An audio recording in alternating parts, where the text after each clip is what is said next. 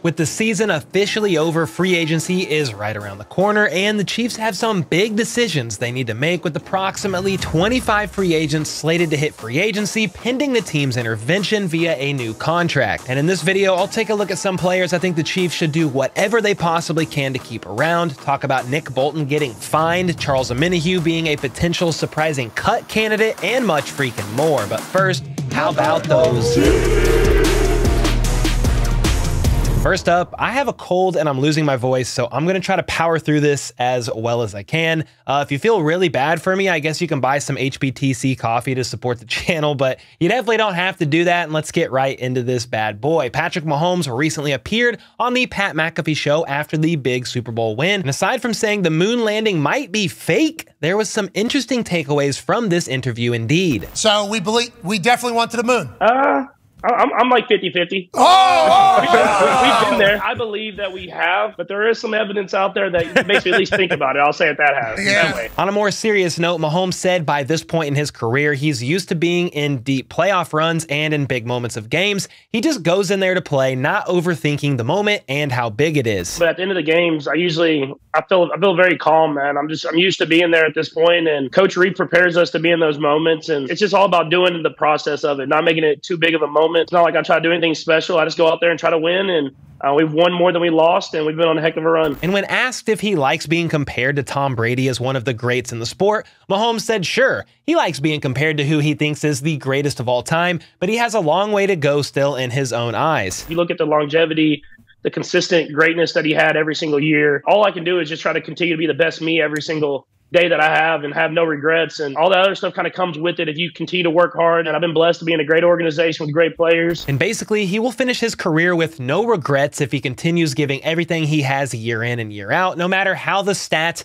and the accomplishments end up stacking. And speaking of stacking up Super Bowls, at the conclusion of Super Bowl 58, there were only 2 personal fouls called in the entire game. One on cornerback L'Jarius Sneed for yelling something to someone, I believe is why he was flagged, and then one on linebacker Nick Bolton for a horse collar tackle. Well, it looks like the NFL has confirmed that Nick Bolton was a bad boy and fined him $8,238 for his light horse collar tackle on Brock Purdy. So, okay, I guess. And the conversation now switches from game fines to other financial aspects of the offseason, such as franchise tags, potential cuts, as well as the salary cap. And we're going to get into all 3 of these, starting with the salary cap. Last year, the salary cap was $224.8 million, a $16.6 million increase from 2022. And this year, it looks like the cap could rise 20 or so million, depending on the source that's being asked.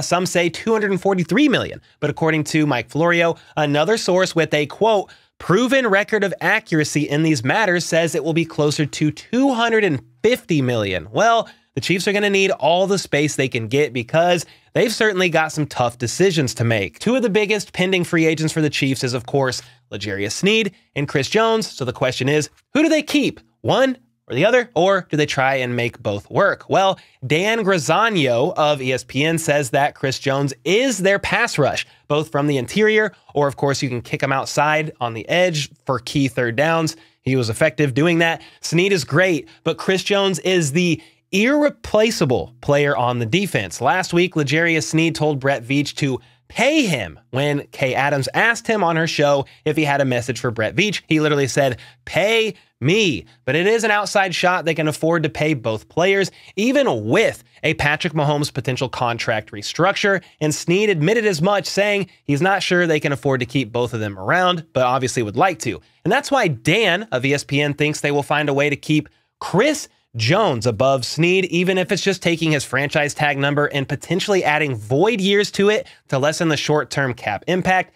That's not something Brett Veach normally does, but I guess you can't rule it out. And if that does indeed happen, franchise tagging Chris Jones, Dan surmises that L'Jarius Sneed will not get his wish of being paid by Kansas City and will have to get a deal elsewhere. And don't get it twisted, he's going to get a deal. Some team is going to pay that man a lot of money because he locks down wide receiver ones for a living. And one reason why things could shake out like this, meaning Chiefs do what they can to keep Chris Jones, and let L'Jarius Sneed walk, even though I would love to keep them both, is they have a great secondary with Trent McDuffie, Joshua Williams, Jalen Watson, Brian Cook, Justin Reed, and the newly drafted last year, Chamari Connor and Nick Jones. Of course, you can say what you want about some of those players, but there are some big staples in that group. Then Nazeeh Johnson, who tore his ACL during training camp last year, looks like he's healing up nicely via this recent short training video, and he told me he's not yet 100%, but is getting there, and he has plenty of time as it is. Anyway, it's only February. Then you combine that with the fact that Brett Veach has been great at finding solid secondary players in later rounds of the draft. Case in point is L'Jarius Sneed was a 4th-round draft pick. Therefore, they may take their chances of letting Sneed walk in free agency and doing whatever they possibly can to keep Chris Jones around. I mean, he is probably the second most important player on the team outside of Patrick Mahomes, or at the very least, top 3 if you want to slide Kelsey in at number 2. With that being said, if the Chiefs franchise tag Chris Jones, his tag will be somewhere around $32.16 million. Huge cap hit, and they will need to figure out very soon if this is the route they want to go, because the 2-week window for tagging Jones begins tomorrow, February 20th, and they have until March 5th to tag him or to let him walk into the waters of free agency, where hungry teams will more than likely throw their entire life savings at him. And I'll just say this, I'm glad I'm not Brett Veach, because choosing between Sneed and Chris Jones will not be easy and almost gives me a stomach ulcer just thinking about it. Now, some in the kingdom remain optimistic and think the Chiefs will do all they can to keep both, and while it is a possibility, I would think it's more than likely they keep one and move on from the other. Another player they could also move on from is defensive end Charles Omenihu, which of course is a surprising name to hear listed, but once you hear the reasoning as to why, I can see how they get to that potential conclusion as a cut candidate. If you look at Omenihu's contract next year, he's got a cap hit of nearly $11 million, but you can save around $7.5 million by moving on from him. And while I think Omenihu is a great player and would love for him to stay, it's tough when he tore his ACL late in the postseason and will not be 100% ready to go until around week 8 to week 10 in the regular season. And that's why I guess the Chiefs could potentially move on from him. He was listed as a potential cut candidate by Nick Spano of U Stadium. Omenihu may have seen this article in some fashion as well, because he took to Twitter over the weekend and had a couple of things to say. He first said, "I want to feel appreciated." Then shortly after said, "I didn't have a full season and put up numbers. Does that go unnoticed? Might have to do it again to get what I want in the end."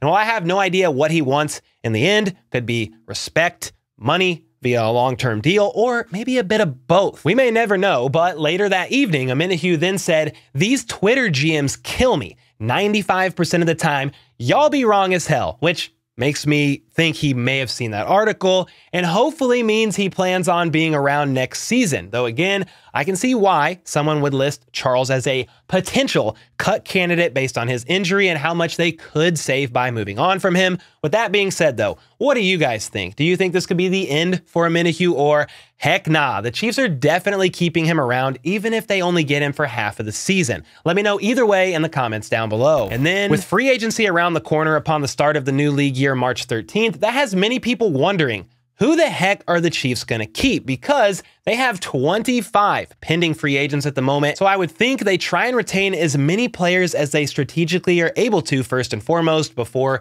going out and trying to get others. I mean, if you look at this list, there are some heavy hitters on there, including two of the biggest names we already talked about, L'Jarius Sneed and Chris Jones. And while we kind of talked in this video about primarily keeping Chris Jones, I could very well see an argument made for keeping Sneed. He's younger, completely locking down opposing teams' wide receiver ones, cheaper as well. You could then sign Sneed and go get somebody else to help with the interior, maybe draft one.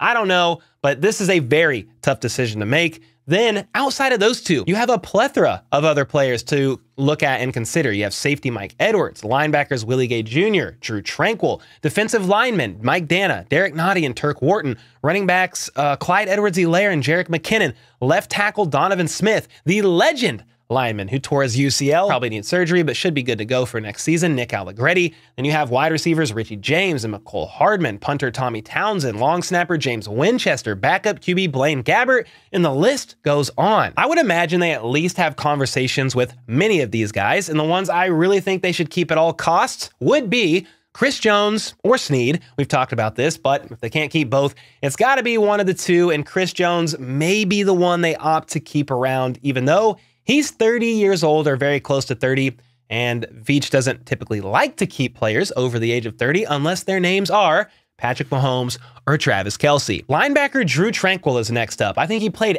admirably, wonderfully in place of Nick Bolton when he was injured about half the season, and is pretty valuable for the team as a coverage linebacker as well. I understand they have Leo Chenal, who played a huge role in the Super Bowl win, has a new Twitter, by the way, follow him on Twitter, and he's a definite bright spot for the future in the linebacker room. But Drue Tranquill more than earned his keep, in my opinion, if the Chiefs can afford to keep him. Donovan Smith is next up for left tackle. I think they should probably keep him around if they want another placeholder year, a band-aid, if you will, not a long-term solution for Mahomes' blindside protector while they fix issues elsewhere. Smith was hurt near the end of the season, but finished the season strong. The problem is for the Chiefs, if they don't think Wanya Morris is their future left tackle, they will either have to go get someone in free agency or trade for somebody or trade way up in the draft, which is difficult to do when you have the last pick in each round. Then punter Tommy Townsend and James Winchester should also be kept if at all possible. Townsend is an extremely reliable punter. James Winchester has been with the Chiefs for a long time as well. And when you combine them together, they are 2/3 of the field goal trinity, along with Harrison Butker, who had a career year last year, not doing that without Townsend and Winchester. And considering Butker could have an argument for the team's season-long MVP, they would do well to keep the specialist band together. Then there's Derek Nottie and Turk Wharton, who should be pretty affordable. I think they should try to keep those guys, if at all possible. Pieces that are needed, especially considering the big question mark on Chris Jones, Charles Omenihu recovering from ACL surgery, and then Nottie especially due to the fact that the Chiefs only have 2 defensive tackles, Neil Farrell and Isaiah Buggs, on the roster for 2024 at the moment. And then maybe the Chiefs should do well to keep Jerick McKinnon around as well, if he wants to return, that is. He did win another Super Bowl and also just recently had another core muscle surgery in January, but was able to return and contribute in the Super Bowl, which was freaking awesome. He's a valued veteran that knows the system. That's why I think you should keep him around, along with the fact that he pass blocks his ass off, that rhymes, didn't mean to, for Patrick Mahomes,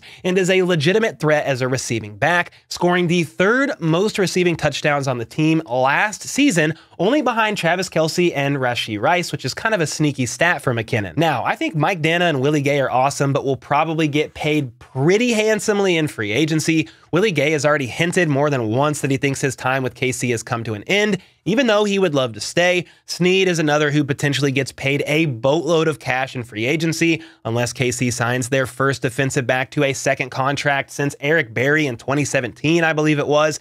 Clyde Edwards-Helaire, let's talk about him for a second. He's also a guy I wouldn't mind sticking around for running back depth on a team-friendly deal. I don't know that it's a must-keep at all costs, but he has proved to be valuable at just that this season, with the biggest caveat being he needs to stay healthy. Well, he did indeed stay healthy and made some definite plays, stepping up in McKinnon's stead when McKinnon got placed on IR. However, being he's a former first-round pick, I wouldn't be surprised if another team takes a chance on him and signs him to a multi-year deal that's a bit too uncomfortable for KC to commit to. But with all that being said, what do you guys think? Who are some of the pending free agents you would most like to see return and think are the most important that Veach retains? Let me know in the comments down below. Curious to read your thoughts. And until next time, let's go. Let's freaking go. In Spags we trust, and how about those Chiefs?